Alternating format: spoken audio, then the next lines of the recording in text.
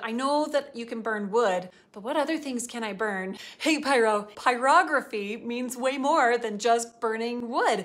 There are so many other things that I could be burning. Stick with me till the end because I've got some really interesting things that you should definitely try. I'm Janny Lisby, your pyro professor. Let's burn. This is one of my favorite things to burn is bone. It makes a beautiful canvas because it is so white and I love it. It's super fun. This here is actually the first skull that I ever burned. This we found out in the woods and I thought, can I burn that? It takes a very, very high heat. It also smells like burning hair. So make sure if you're gonna do this that you use lots of ventilation. You might even use your little gas mask to make sure that you're filtering out those smells. Next up are antlers, which are very similar to bone. And this one, can you see that cute design? That was burned by one of the attendees at the Burn Savvy retreat this last fall. So it's really fun. It's got some interesting variations on it. You got lots of bumps and curves that you have to navigate, but it's really an interesting canvas, and like bone, it gets smelly. So you just want to make sure that you use lots and lots and lots of ventilation. So that's something else that you can just go find out in the woods and burn.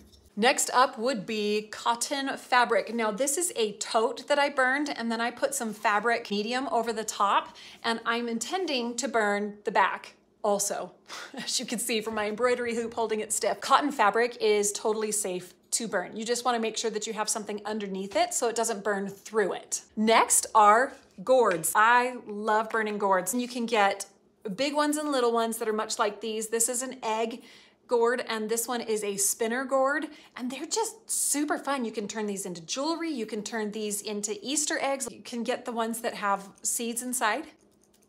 You can make them into little instruments. They make birdhouses out of gourds. They make all kinds of things out of gourds. They're so fun to play with.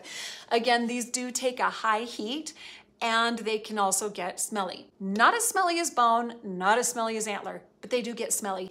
So when you burn it, make sure again that you have plenty of ventilation. Next up is leather. Leather is super, super smooth to burn. It's really easy to burn. You can take these and you can turn them into bracelets. You can turn them into jewelry. This one's a bookmark.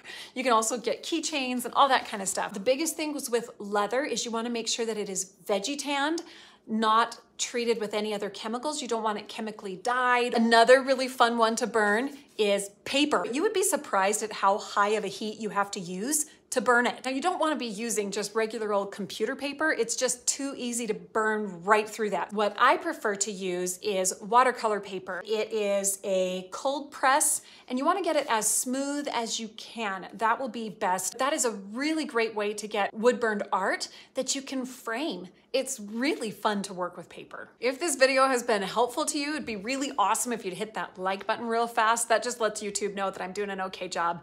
And it helps the video get in front of other pyros who it could help. I appreciate that. Then you have cork.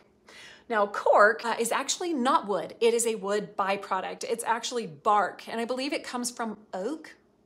If you know where it comes from, leave a comment below.